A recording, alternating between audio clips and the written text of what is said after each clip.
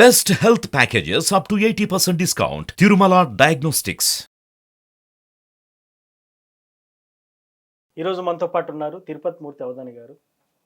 దయ్యాలను చూశారట, పట్టుకున్నారట. మరి అది ఎంతవరకు వాస్తవం అనేది గురువుగారిని అడిగి తెలుసుకుందాం. నమస్కారం గురువుగారు. పరమేశ్వరార్పణం. ఏదో దయ్యం అన్నారు కదా, చూపెట్టండి ఒకసారి. మీ ఫోన్లో ఉంది కదా దయ్యాన్ని చూపెట్టండి. అది ఏముంది సార్, ఏదో బుట్ట ఉంది, అక్కడ దయ్యం ఏడుంది అసలు?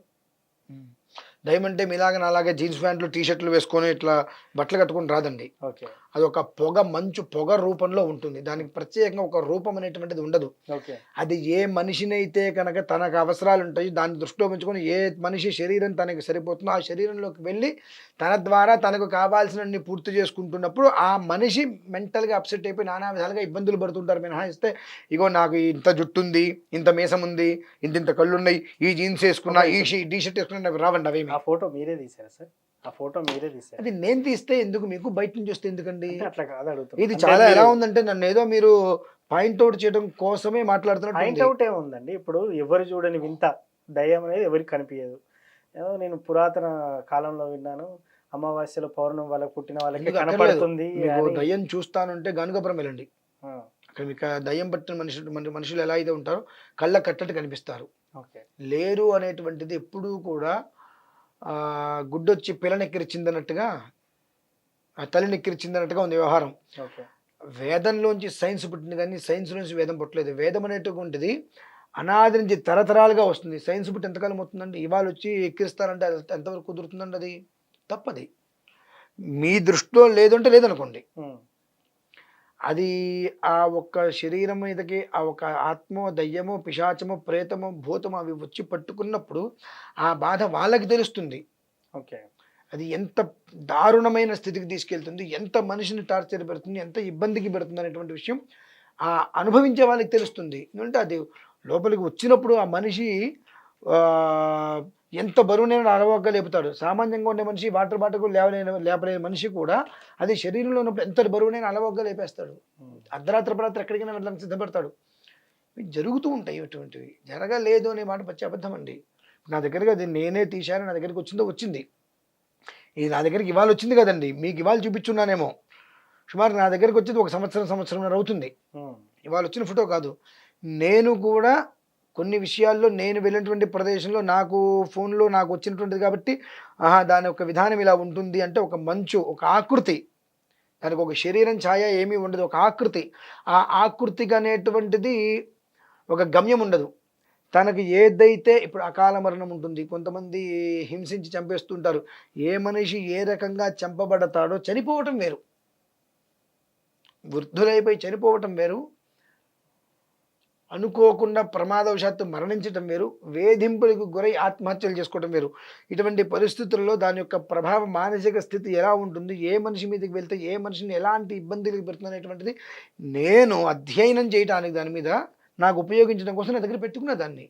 అసలు దాని యొక్క పరిస్థితి ఏంటి, దాని ప్రభావం ఏ మనిషిలోకి వెళ్తే మనిషిని ఎలాంటి హింసకు గురి చేస్తుంది, ఏ వయసు మనుషులు ఎందుకు ఉంటుంది, దానికి ఎలాంటి ప్రభావం కావాలి అనేటువంటి విషయాన్ని నేను రీసెర్చ్ చేయాలని చెప్పి నా దగ్గర పెట్టుకున్నా. ఏదో మీకు చూపించారని చెప్పి మీరు తీశారు, మీరు పెట్టుకున్నారంటే నిజంగా నేను రేపు మిమ్మల్ని గానుగాపూర్ తీసుకెళ్తా, వామ్మో గురుగారు నిజంగా ఇలా ఉంటాయని అనుకున్నా ఉంటారా? మరి అది లాస్ట్ టైం కూడా మీ దగ్గర అదే ప్రశ్న నాకు ఒకసారి వచ్చింది. కొంతమంది చూస్తా అని చెప్పారండి అని చెప్పి నేనన్నా, వాళ్ళ తల్లిదండ్రులకి లెటర్ రాసి నేను వెళ్తున్నాను, ఏదైనా జరిగితే గురుగారికి దీనికి ఎలాంటి సంబంధము లేదు, ఇది నా ఇష్టానుసారం నేను వెళ్తున్నా అని చెప్పి లెటర్ రాసి పెద్దవాళ్ళకి ఇచ్చి స్టేషన్లో ఇచ్చి అది కాపీ తీసుకొచ్చి నాకు ఇస్తే నేను తీసుకెళ్తానని చెప్పా. మీరు ఇంతకా దయ్యాన్ని ఎక్కడ చూశారు? ఎక్కడో చూశానండి. అంటే చాలామంది కుతూహలంగా ఉంటారు, చూడాలను, లేకపోతే ఇంకా ఏదో వినాశకాలే విపరీత బుద్ధి అని అంట. అన్ని మీరే చెప్తారు. చూసిన వాళ్ళు ఎంత మెంటల్గా మానసికంగా ఆవేదన అనుభవిస్తారో తెలుసండి. అవును, ఇప్పుడు మీ స్థితిలో ఉన్న వాళ్ళు కూడా అంటే దీనికి ఎవ్వరు కూడా దీనికి పెద్ద బ్రహ్మాండం ఏం కాదండి. ప్రతి మనిషి చూస్తే వాడికి ఉండేటువంటి భయం. నేను బయటికి నీ చెప్తా, నిలబడతా, నాకేంటంట కింద కాలు మాత్రం గిజగిజలాడతాయి. అది ఎవరికైనా సహజమేనండి. నేనేం దేవుణ్ణి కాదు కదా, నేను నిలబెట్టడానికి నాకేం జరగలేదు అనుకోవడానికి చాలా తప్పు మాట అది. కొన్ని శక్తులు మనకు సడన్గా కనిపించినప్పుడు గుండె కూడా ఆగిపోతుంది, చెప్పలేము. మీ అనుభవం ఏంటి అసలు ఈ ఫోటో తీసినప్పుడు కానీ మీరు చూసినప్పుడు కానీ? నాకు మొట్టమొదటిసారి అనుభవం చెప్పా కదండి, మొట్టమొదటిసారి అనుభవం కానీ నాకు అటువంటి అనుభూతి కలిగినప్పుడు, అనుభవం కలిగినప్పుడు ఆ. నేను మహా మేధావిలాగా ధైర్యస్తులాగా నించున్నా కానీ నా కాళ్ళు ఎలా వణుకుయో నాకు తెలుసు. ఆ, స్వాధీనం చేసుకోలేకపోయా, ఆ, స్వాధీనం చేసుకోలేదు. చేసుకోలేకపోయా. ఆ. అంటే నాకు అప్పుడు అర్థమైంది భయం అంటే ఈ రకంగా కూడా ఉంటుంది అని చెప్పి. అంత భయంలో కూడా మీరు ఫోటో తీశారు దయ్యాన్ని. నేను ఫోటో తీశానని చెప్పాను. నేను చూసినప్పుడు అన్నా, ఓకే. నేను ఫస్ట్ సారి దీని మీద అధ్యయనం చేసేటువంటి పరిస్థితులలో కొంతమంది నన్ను కొన్ని చోట్లకి తీసుకెళ్ళినప్పుడు వాళ్ళు కొన్ని ప్రయోగాలు చేసినప్పుడు అక్కడ నేను చూసినప్పుడు ఓకే. ఆ పొగ వచ్చింది, సిగరెట్ గాల్లోకి తీసింది, సిగరెట్ గాల్లో సిగరెట్ గాల్లోకి లేచింది. వాళ్ళు కోడిగుడ్లు పెట్టారు చుట్టూదా, తెప్పించారు, పెట్టారు. పెడితే తర్వాత పగలగొడితే ప్రతి గుడ్డు ఖాళీగా ఉంది. అది చూసినప్పుడు మాత్రం కొంచెం లోపల ఇది సుమారుగా 2016-17 ఒక రకంగా నేను కొంచెం లోపల భయపడ్డా. ఆ తర్వాత దాని మీద నేను సాధన చేయడం మొదలుపెట్టా, ఇవి ఎందుకు వస్తాయని చెప్పి. దాని నుంచి కొన్ని నేను నేర్చుకోవడం జరిగింది, చూడటం జరిగింది, చేయటం జరిగింది. కొంతమందికి పట్టుకున్న మనిషి నుంచి ఆ అద్దంలో చూపించినప్పుడు మనిషి తలకాయ అటు ఇటు తిప్పితే అందులో నీడ మనం ఆపేసిన తర్వాత కూడా తల అటు ఇటు తిరగడం కూడా చాలా మందికి చూపించారు. అంటే ఇప్పుడు ఒక మనిషికి దయ్యం పట్టిందనేటువంటి పరిస్థితులలో వచ్చినప్పుడు ఆ మనిషిని కూర్చోబెట్టి కొన్ని ప్రయోగాలు అయితే చేసి తలకాయ పట్టుకుని అద్దం ఎదురుకుండా పెట్టి తిప్పితే ఆ మనిషి అటు తలకాయ తిప్పి ఆపేసిన తర్వాత కూడా అద్దంలో నీడ అటు ఇటు తిరగడం అనేటువంటి చూశారు. అవి కొన్ని ఉంటాయండి. ఏది కూడా మనం ఊరికే ఏముంది నేను కొట్టేయడం అనేటువంటిది కరెక్ట్ అయిన విషయం కాదు. ఇంట్లో దయ్యాలు ఉన్నట్టు తెలిపే సంకేతాలు ఏమైనా ఉన్నాయా మరి? అంటే ఇప్పుడు మీరు చెప్పినట్టు మనిషిలో ప్రవేశిస్తే తలకాయ అటు ఇటు ఊపినప్పుడు మనకు మిర్రర్లో కనబడుతుంది. ఒక మనిషి శరీరం మీదకి ఏదైనా ఒక కారణం చేత ఇటువంటిది ఏదైనా వచ్చింది అని అంటే అప్పటి వరకు ఉన్న మనిషికి ఆ తర్వాత ఉండేటువంటి మనిషికి ఇలా ఉన్నటువంటి మనిషి కూడా ఇలా అయిపోతాడండి. ఓకే.